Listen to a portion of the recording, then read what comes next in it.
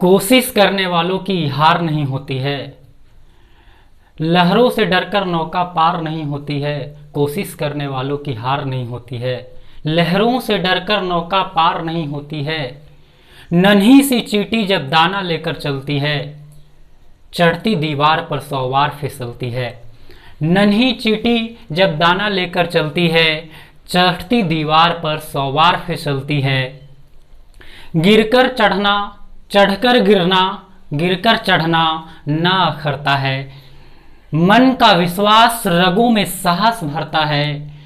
आखिर मेहनत उसकी बेकार नहीं जाती। कोशिश करने वालों की हार नहीं होती। डुबकियां सिंधु में गोताखोर लगाते हैं, अंदर जाके खाली हाथ लौट आते हैं। मिलते नहीं सहज ही मोती गहरे पानी में, मिलते नहीं सहज ही मोती गहरे पानी में। बढ़ता दुगना उत्साह इसी हैरानी में, मुट्ठी उसकी हर बार खाली नहीं होती। कोशिश करने वालों की हार नहीं होती। कोशिश करने वालों की हार नहीं होती। असफलता एक चुनौती है, इसे स्वीकार करो। क्या कमी रह गई है, देखो और सुधार करो। असफलता एक चुनौती है, इसे स्वीकार करो। क्या कमी रह गई है, देखो और सुधार करो। देखो और सुधार करो। संघर्ष का मैदान छोड़कर मत भागो तुम, कुछ किए बिना जय जयकार नहीं होती। कोशिश करने वालों की हार नहीं होती। नमस्कार दोस्तों, मैं कृष्णा आज क्लास 10th के लिए एक छोटा सा वीडियो रिप्रेजेंट कर रहा हूं। मैं बताना चाहूंगा कि अभी जो आप कुछ पंक्ति सुने वो हरिवंश राय बच्चन का लिखा हुआ पंक्ति है, जो हमेशा ये कहे हैं कि कोशिश लगातार जारी रखिए। कोशिश करने वाले कभी हार का सामना नहीं करते हैं। तो मैं इस वीडियो में आज आपको लेसन 6 ट्रायंगल त्रिभुज चैप्टर से थ्योरम प्रूफ करवाने वाला हूं। और इसके पहले मैं प्लेलिस्ट के वीडियो में आप जाकर देख सकते हैं क्लास 10th के लिए और भी थेल्स प्रमेय, थेल्स का विलोम प्रमेय को मैं साबित किया हूं। और आज आपके सामने त्रिभुज से प्रमेय नंबर 6.3 प्रूव करवा रहा हूं। इस प्रमेय को कहा जाता है, इस प्रमेय का नाम कोण प्रमेय है। कोण प्रमेय है। इस कोण प्रमेय का कथन क्या है, स्टेटमेंट क्या कहता है कि यदि दो त्रिभुजों में संगत कोण बराबर है तो उनकी संगत भुजाएं एक ही अनुपात में होती है और इसलिए ये दोनों त्रिभुज समरूप होते हैं। इस थ्योरम का नाम क्या है, कोण प्रमेय है ना। एंगल थ्योरम के नाम से इसे जाना जाता है। और ये आपको लेसन 6 में प्रमेय नंबर 6.3 एनसीईआरटी बुक में प्रमेय नंबर 6.3 कहलाता है। इसको हम लोग ए थ्योरम भी कहते हैं।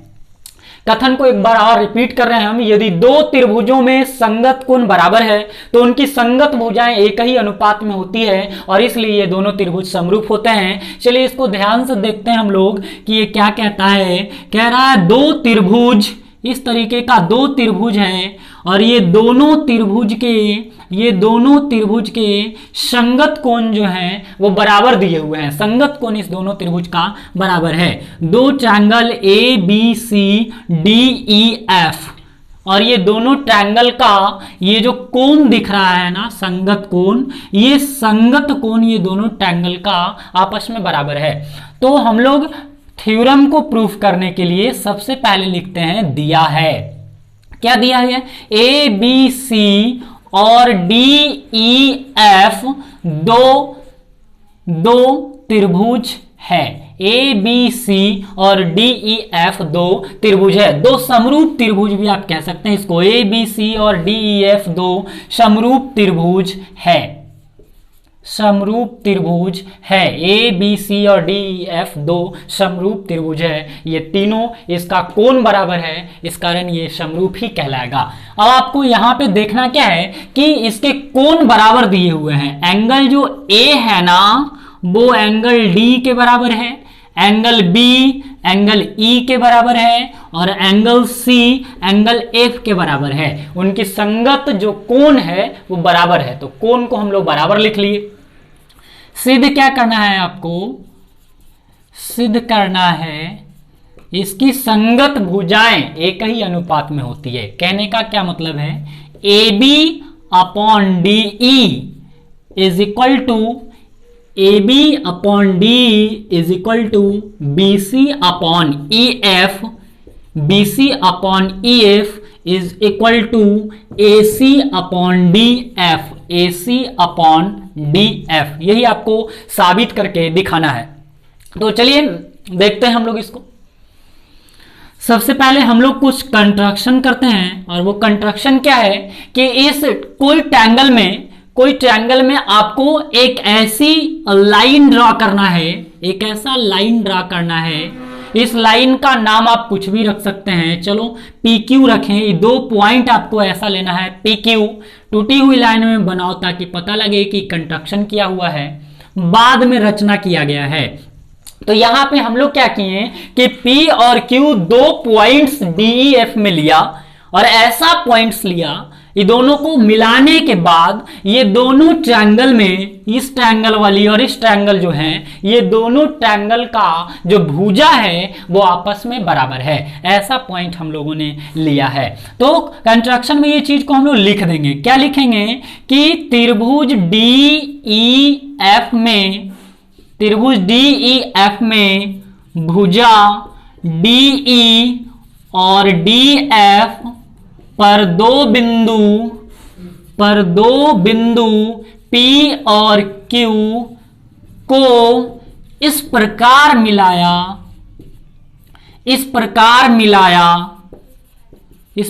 मिलाया कि AB बराबर DP, AB बराबर DP, जो AB है वो DP के बराबर है, ऐसा हम लोग बनाएं। और जो DQ है, AC है, वो DQ के बराबर है, जो AC वाला भुजा है वो DQ के बराबर है। और जो इसका BC का जो भुजा दिख रहा है आपको वो PQ के बराबर है। ऐसा हम लोग त्रिभुज बनाएं, है ना। अब चलते हैं प्रमाण में, चलते हैं और यहां पे हम लोग दिखाते हैं कि ऐसा कौन कौन सा चीज अप्लाई करेंगे जिससे इसका भुजा अनुपातिक हो जाए। तो आप बताओ कि जब AB बराबर होगा DP के, और जब AC बराबर होगा DQ के, और जब BC बराबर होगा PQ के, तीनों भुजा जब आपस में बराबर है तो ये दोनों त्रिभुज सर्वांगसम होंगे, क्योंकि ऑल साइड इसका इक्वल है। जब मेजरमेंट बराबर हो और शेप एक ही तरह का हो तो वो बहुभुज जो होता है सर्वांगसम कहलाता है। तो यहां पे लिखेंगे हम लोग कि त्रिभुज ABC और त्रिभुज DPQ में, और ऐसा हम लोग कंस्ट्रक्शन किए हैं कि जो AB है वो DP के बराबर होगा, और जो AC है वो DQ के बराबर होगा, और जो BC है वो PQ के बराबर होगा। इसलिए त्रिभुज ABC जो होंगे वो त्रिभुज DPQ के समरूप होगा या सर्वांगसम हो जाएगा। अगर सर्वांगसम होगा तो समरूप भी होगा, क्योंकि आपको पता ही है कि हर सर्वांगसम डायग्राम जो होगा वो समरूप हो सकते हैं। तो ये दोनों त्रिभुज क्या हो गया, यहां पे सर्वांगसम हो गया, या फिर आप कह सकते हैं समरूप हो सकता है, ये समरूप भी होगा, है ना। तो आप नीचे ये भी लिख सकते हैं, इसलिए ABC समरूप त्रिभुज DPQ, ये दोनों त्रिभुज क्या हो गया, समरूप हो गया। और आप जानते ही हैं कि जब दो त्रिभुज समरूप होगा तो इसका जो भुजा है वो क्या होगा, अनुपातिक हो जाएगा, क्योंकि समरूप का ये कंडीशन है ऐसा। तो यहां पे इसको हम लोग अनुपातिक करेंगे तो क्या हो जाएगा, ये वाला त्रिभुज में देखते हैं, ये वाले में क्या होगा कि जो DP होगा वो DP बटा DE बराबर होगा DQ बटा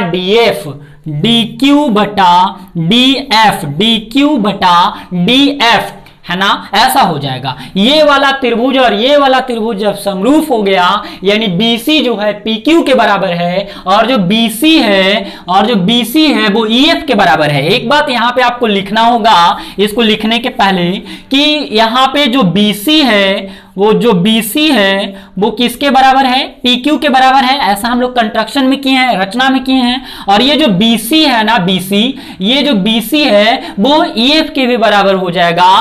तो यहां पे एंगल जो है B, एंगल B अगर सर्वांगसम या समरूप हो गया तो यहां पे क्या होगा कि एंगल जो B है वो एंगल P के बराबर होगा। एंगल B, एंगल किसके बराबर होगा, P के बराबर होगा। एंगल B एंगल P के बराबर होगा और जो एंगल B है वो एंगल E के बराबर होगा। तो एक चीज आप समझ रहे होंगे कि यहां पे एंगल B किसके बराबर हो गया, एंगल P के बराबर हो गया, और एंगल B भी जो है वो E के बराबर है। इसका मतलब क्या हो रहा है कि जो P है वो E के भी बराबर हो रहा है। इसका मतलब कि जो ये साइड जो है और ये साइड तीनों आपस में क्या है, समानांतर है, पैरेलल है। तो हम लोग लिखेंगे कि जो PQ लाइन है वो EF के पैरेलल है। PQ जो लाइन है वो EF के क्या है, पैरेलल है। और जब दो लाइन पैरेलल हो तो भुजाएं क्या हो जाएगा, अनुपातिक। अब आप यहां पे लिखेंगे कि DP अपॉन DE बराबर DQ अपॉन DF। अब यहां पे क्या हुआ कि जो DP है वो AB के बराबर हो गया। तो DP को हम लोग चेंज कर दिए AB में, और नीचे में कौन है, DE बराबर DQ जो है, DQ वो AC के बराबर है। और हम लोग लिखें इसको AC अपॉन क्या हो गया, DF। तो आप देख सकते हैं कि जो AB है, AB बटा DE है, वो AC बटा DF के बराबर हो गया। तो इस प्रकार हम लोग लिख सकते हैं, इस प्रकार ये जो AB बटा DE है वो AC बटा DF के बराबर है। इसी तरह से जो BC बटा EF है वो भी इसके क्या हो जाएंगे, बराबर हो जाएंगे। तो आप देख रहे होंगे कि ये आपका साबित हो गया। अब हम आपको नेक्स्ट थ्योरम बता रहे हैं जो 6.4 होगा। तो आप देख रहे होंगे कि यहां पे मैंने कथन लिखा है। ये हो गया आपका प्रमेय नंबर 6.4 और इस प्रमेय का नाम है भुजा प्रमेय, साइड थ्योरम के नाम से इसको हम लोग जानते हैं। और ये एनसीईआरटी बुक में 6.4 प्रमेय कहलाता है ये। तो इसका कथन क्या है कि यदि दो त्रिभुज में एक त्रिभुज की भुजाएं दूसरे त्रिभुज की भुजाओं के समानुपाती हो तो इनके संगत कोण बराबर होते हैं और इसलिए ये दोनों त्रिभुज समरूप होते हैं। बड़ा ही आसान थ्योरम है ये थ्योरम काफी आसान है, आपको तुरंत ही ये प्रूव होकर आ जाएगा। दिया हुआ है यहाँ पे दो ट्रायंगल दिया हुआ है। चलिए दो ट्रायंगल ड्रॉ कर दिया मैंने, और ये दोनों ट्रायंगल ABC और DEF कहा जा रहा है कि ये दोनों ट्रायंगल में ये जो भुजा है, भुजा एक दूसरे के समानुपाती है, एक दूसरे के क्या है, समानुपाती है। तो इनके संगत कोण बराबर होते हैं, ऐसा आपको प्रूफ करना है। चलिए तो आप यहां पे लिख लें कि दिया हुआ है में कि ABC और DEF दो समरूप त्रिभुज है। ABC और DEF दो समरूप त्रिभुज है। चलिए देखते हैं हम लोग सिद्ध क्या करना है। आपको यहां पे सिद्ध करके क्या बताना है, सिद्ध करके आपको बताना है कि इसका एंगल बराबर होगा, जो एंगल A है ना वो एंगल D के बराबर होगा, और जो एंगल B है ना वो एंगल E के बराबर होगा, और जो एंगल C है वो एंगल F के बराबर होगा। ऐसा आपको प्रूफ करके लाना है। अच्छा, दिया हुआ है में आपको एक बात और क्या ध्यान रखना है कि इसकी भुजाएं जो है, दो त्रिभुज है और उसकी भुजाएं अनुपात में, समानुपात में है, यानी AB अपॉन DE और जो बराबर है वो है AC अपॉन DF, ये आपको दिया है में ही लिखना है, और BC अपॉन EF ये जो है ना ये दिया हुआ है। और आपको सिद्ध करके लाना है कि एंगल A बराबर D, एंगल B बराबर E, एंगल C बराबर एंगल F। चलिए बहुत जल्दी आ जाएगा। हम लोग लिखेंगे प्रमाण, और प्रमाण में हम लोग लिखेंगे कि AB बटा DE बराबर AC बटा DF बराबर BC बटा EF। क्या मतलब हुआ इसका, ये हमारा दिया हुआ है, ये क्या है, हमारा दिया हुआ है। इसका मतलब हुआ कि इसका जो भुजा है ना, भुजा वो एक दूसरे के क्या है, अनुपातिक है। भुजाएं क्या है, अनुपातिक है। तो भुजाएं जब इसका अनुपातिक है तो जो ए बी वाला एंगल है, ए बी, यहां पे हम लोग देख रहे हैं ये जो डी है, ये डी को हम लोग यहां पर भी लिख सकते हैं और ए सी को यहां भी लिख सकते हैं। चलो दिखाते हैं आपको। ए बी क्रॉस मल्टीप्लाई कर दो डी एफ, और AC को अगर क्रॉस मल्टीप्लाई करेंगे तो आएगा DE। अब यहां पे क्या है, AB अपॉन, अब यहां पे क्या करना चाह रहे हैं हम कि यहां D और यहां पे हम लोग लाना चाह रहे हैं AC, तो AC को यहां ला दिए, AC हो गया। और यहां क्या हो गया, DE अपॉन, यहां पे बचा क्या, यहां पे बचा क्या, DF, ऐसा आ गया ना। तो यहां पे क्या बता रहा है, ये चीज क्या बता रहा है कि जो AB है वो DE के बराबर है, और जो AC है, AC वो DF के बराबर है। सिंपल है ना। तो यहां पे हम लोग लिख लिए, दो से चले हम लोग। यहां पे आप लिख भी सकते हैं यदि, है ना, यहां पे आप लिख सकते हैं यदि AB अपॉन DE, यदि AB अपॉन DE, यदि AB upon D is equal to AC upon DF, और यहां पे अगर क्रॉस मल्टीप्लाई करा दिया जाए तो AB into DF is equal to AC into DE, और यहां से हमको क्या लिखना है, AB upon AC, AB upon DE is equal to AC upon DF। क्या मिला यहां से हमको, यहां से मिला कि जो AB है, AC अपॉन क्या लिखें, सॉरी वही बात लिख दी यहां पे आपको, DE अपॉन DE जो है, यहां AB और यहां लाए हम लोग AC, यहां बचा हमारा DE और यहां बचा हमारा क्या, DF।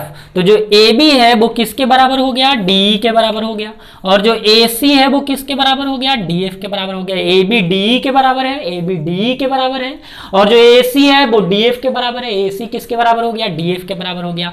तो इसी प्रकार अगर हम लोग ये दोनों में चलेंगे, ये दोनों लाइंस में, यहां पे आप लिख सकते हो यदि AC upon DF is equal to BC upon EF, यहां पर अगर क्रॉस मल्टीप्लाई कर दिया जाए तो AC इंटू EF बराबर DF इंटू BC। अब यहां से क्या होगा, AC अपॉन BC बराबर DF अपॉन क्या हो जाएगा, EF। तो यहां से क्या निकल कर आ गया, बताओ। यहां जो है ना AC DF के बराबर शो कर रहा है, AC किसके बराबर, DF के, और जो BC है वो किसके बराबर शो कर रहा है, EF के बराबर हो रहा है। तो यहां देख सकते हैं आपकी AB DE के बराबर, AC DF के बराबर और BC EF के बराबर, है ना। तो ये तीनों को एक जगह पे हम लोग लिख देंगे